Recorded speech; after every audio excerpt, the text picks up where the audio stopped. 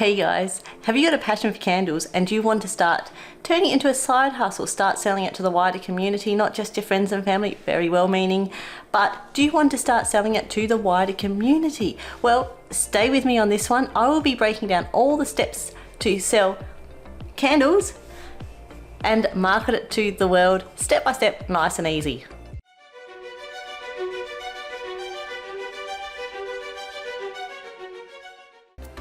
So firstly, I'm going to assume that you do have a little bit of knowledge about how you go about making candles. If not, probably I'd suggest brush up on those skills. Likewise, do you have a bit of knowledge about starting a business? Maybe you have thought about starting a business, maybe you have started a business but you've yet to make that first sale. Look, if you're not too sure how to start a business, check out the links below in the description. I have a mini course there set up for how you go about starting your own business up. So today though, we will be discussing how to get your candles and share it to the world, not just your friends and family. So who am I? My name is Margie. I'm a digital marketer by trade. I help big businesses scale their profits by using social media and all that technological fancy stuff in order to bring their products to the world. But I really have a passion for helping small business owners and in fact people like myself, mums, who want to go ahead and create their own side hustle slash business slash better lifestyle and make it more affordable because you don't have that big marketing team. So this video is for you. It's how to market like the big guys with your budget. So please comment below. Hit the subscribe button if you haven't done so or yet. I send out a video once a week. I hope that you get immense value from this one. Please comment on any things that I can add into my next subsequent videos to help you. Alright, enough about me. Let's start how do we go about marketing to the world? So guys, tip number one is really working out who are you going to sell your candles to. Now, this might seem a bit obvious, like, well, I just want to sell it to everyone. Well, yes, you do want to sell it to everyone, but here's the trick.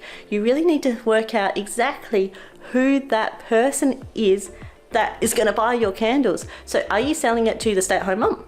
Are you selling it to grandma? Are you selling it to somebody who's going to on-sell it as a gift? This is going to be really important because it's going to change the way that you market. So all of your writing and your messages are going to be aimed at that grandma or at that stay-at-home mum, or maybe your teenager who's just moved out of home and want to make their house really beautiful. So have a think about, sit down, brainstorm and work out who it is that you want to sell your product to. There we go, tip number one. Tip number two, once you've done that, you need something to entice people to then come into your shop. Now, there's a whole range of ways you can sell online. Etsy, web pages, Facebook. Look, it doesn't really matter. The platform is kind of irrelevant in some ways from the marketing point of view, because what happens is you just need to get your customers and drive them to where it is that you're selling. So you need to work out who it is that you're selling it to. Then the next one is work out how you entice somebody to your shop. So rule of marketing, somebody's going to buy from you if they trust you. Now, if you're just starting up your business, you've got a really catchy name, you've done everything properly, no one knows about you. And if they come across you, they'll go, you know what, I don't even know who you are. So you need to start creating that trust, that rapport with your customers in order to sell your products. Social media is fantastic for that. So talk to that person that you've got in your mind. So maybe let's call it grandma for now. You want to then speak properly. Grandma probably doesn't like to hear too many rude words or any slang or anything like that. So this is what I'm talking about.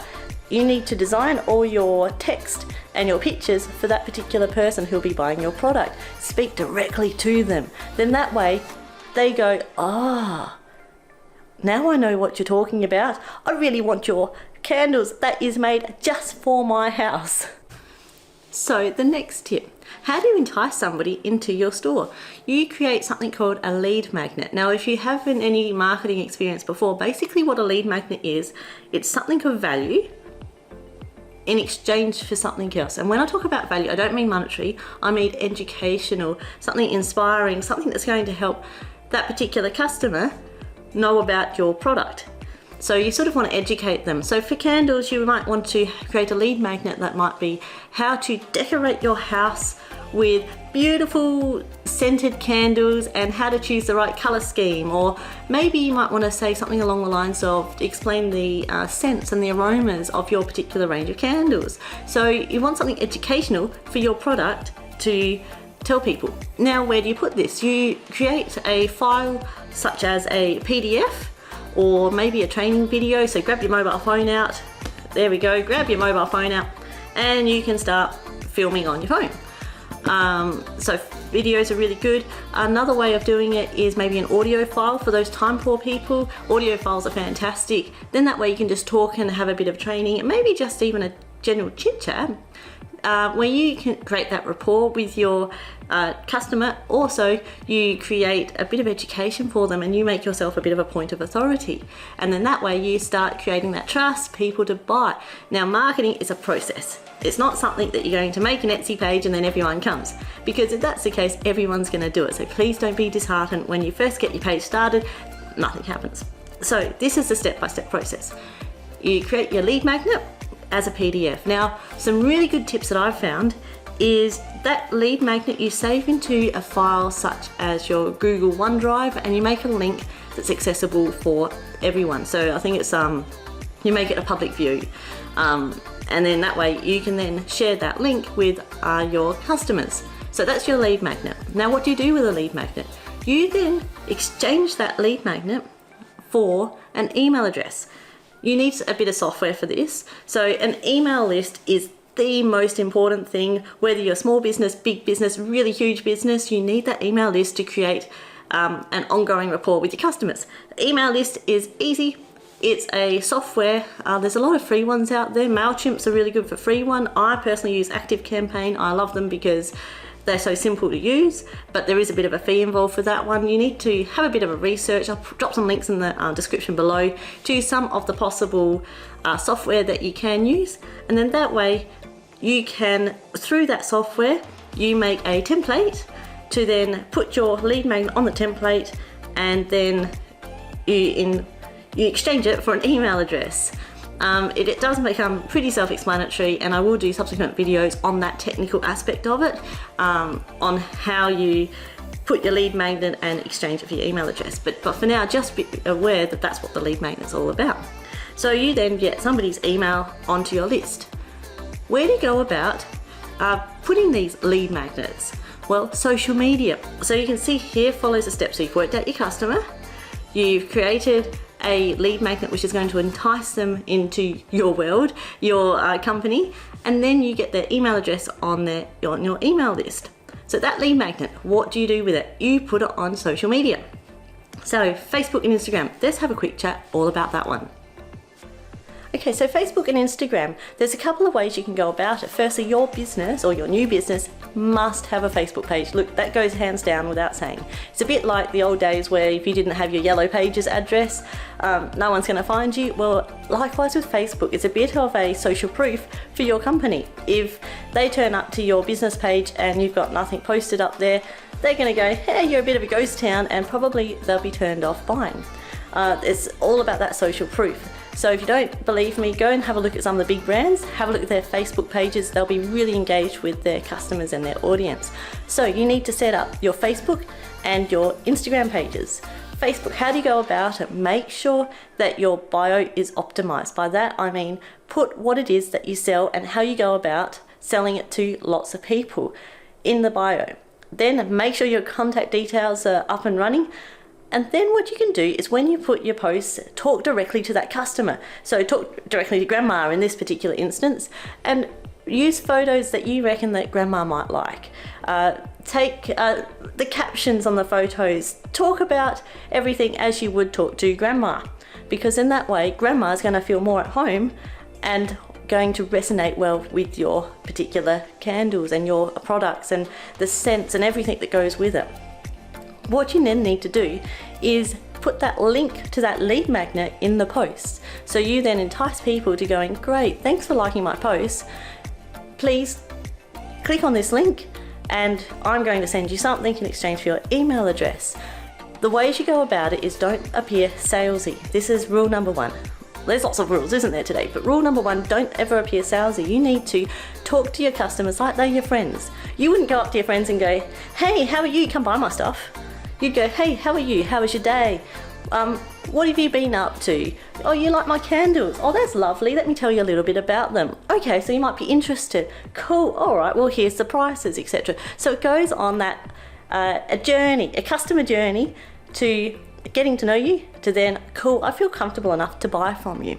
So there's a lot of ways there that you can go about creating that rapport and that just that niceness with your customer. So on the post, getting back to that, on the post that you put up, put a link to this lead magnet and just go, hey guys, look, if you want a bit more information, please click on the link and I will offer you my training on how to safely burn your candles and make them last longer, or whatever the case may be. And then that way they can click on that link, get the information they want, you get an email address. Okay, so then what do we do with these email addresses? So once you have everyone's email addresses, what you then need to do is start emailing them.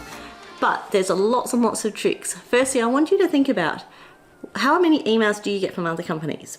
Do you like it? Are there too many? Are there not enough, perhaps? Do you just get bombarded and they go straight to spam and you couldn't care less? Have a look through your emails, look at everything you signed up for, because I can guarantee you've already signed up for many, many lead magnets, possibly without knowing what they actually are. Have a look back through them, and I want you to do a couple of things. Firstly, have a look at the frequency and have a look at how many times do you get sent stuff. That way it gives you a good indication as to how many times you can then email your potential customers. Is it once a week? Is it once a month? Now it's going to be, particularly for the candle community, they're not going to be one that's going to be sitting on the computer all the time, I can guarantee. So you don't want to bombard. I would suggest start with one email a week and then decrease or increase from there. Marketing's about testing. So you really need to just set a ballpark, set your base data levels, I guess, and then from there go, if you get feedback going, look, there's too many emails, I want to unsubscribe, cool, back it off to once a fortnight. If people go, I love what you're doing and I can't wait for the next one, maybe up it a little bit. So, but start every week is a good rule of thumb just to start there, see how it goes. And what do you say?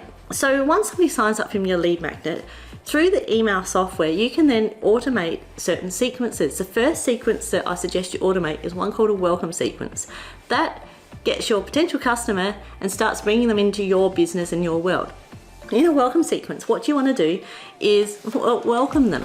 But remember, it's all about your customer. They don't want to hear all about you, not necessarily.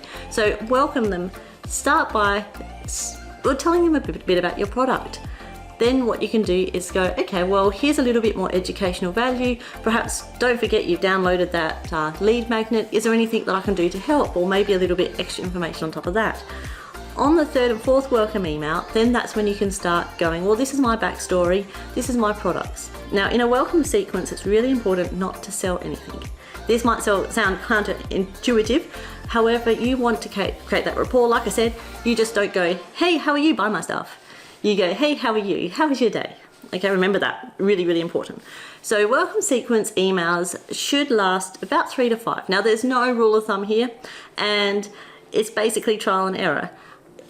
For me personally, I like to send out 3 welcome emails one day after another. From there, so the customer's gone through the welcome sequence. From there, what you then like to do is create your weekly newsletter. So basically, you send out a big broadcast of emails to your whole entire potential customers, just with some information. Now, it could be some educational information. It could be a link to maybe a post that you posted on Facebook, and then you can pollinate, I guess, from your email list to your Facebook and vice versa. So you can get creative with your marketing in that ways, but don't try and sell them stuff on every email.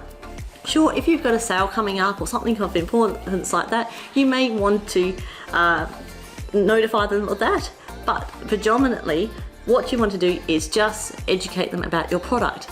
Tell them stuff, educate, make them to the point where they want to buy your product. So you don't have to actually sell it to them. That's the whole idea. And it's not, I was going to say that's a trick, but it's not really a trick. It's just getting somebody acquainted and familiar with your product. So let's do a quick recap, everyone. We need to work out who it is that we're selling it to. So have a think about, is it grandma, is it your stay-at-home mum, is it your stay-at-home dad, etc. So have a think about who that person is. Next thing, you want to create a lead magnet that will help entice them into your store.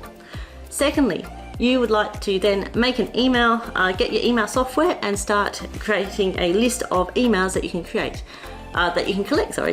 From there, use your social media, Facebook and Instagram, to get that data and put that lead magnet out there and start posting. Now, a few questions that I know that is going to pop up from this video.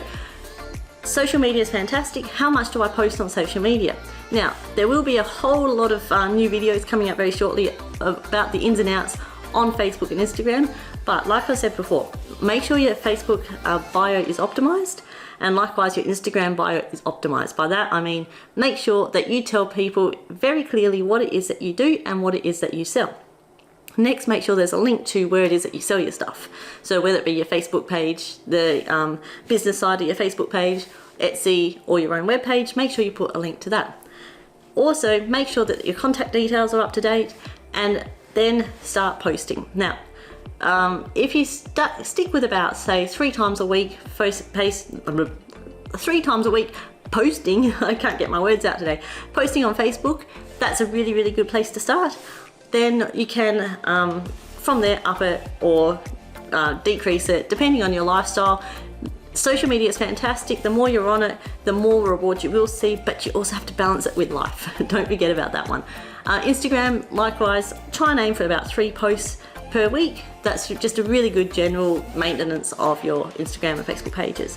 With Instagram, try and get a few more reels out, because reels go public, and put your posts up on your feed. If you can, create a video. So create a video of your candles. Take a video that really wants to showcase what it is that you do. So you might have a lovely video of you perhaps lighting the candles, perhaps trimming the wicks on them and looking after them. So there's a lot of ideas out there that you can use for your social media. Alright guys, that's enough for me today. Please comment below if you would like any further information with anything. Don't forget to subscribe to my channel, because I want to try and get my word out there to all small business owners and make sure marketing is available to them, because the big guys have their big teams. You guys don't, but you have a whole lot more heart and a whole lot more need and want to get your business up and running. Alright, please stay safe everyone. Enjoy your candle making. I'll see you in the next video.